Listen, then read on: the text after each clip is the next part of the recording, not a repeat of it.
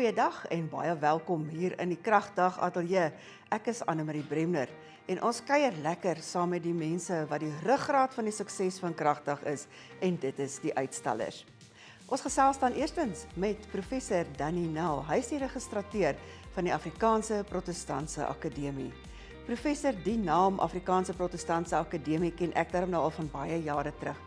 Vertel vir ons meer, wie is julle en hoe gaan dit met julle? Weer baie lekker hier in die Kragdag Ateljee, waar ons gesels met die ruggraat van die sukses van Kragdag. Professor Danny, baie welkom hier so by ons in die Kragdag Ateljee. Die Afrikaanse Protestantse Akademie, die naam het ek nou al baie jare terug gehoor. Hoe gaan dit met julle? Baie dankie, ek wil sê baie dankie vir die geleentheid om die AP Akademie hier by Kragdag ook bekend te kan kom stel en 'n bietjie oor die AP Akademie te praat.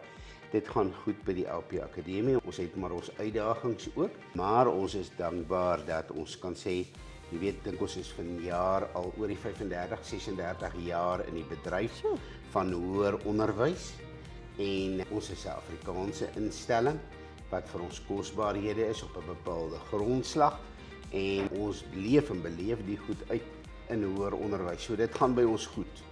Ons het regtig nie klagtes. En dit was dan professor Danny Nel van die Afrikaanse Protestantse Akademie en maak seker, sit die besoek aan die akademiese stalletjie by Kragdag op julle lysie vir die dag.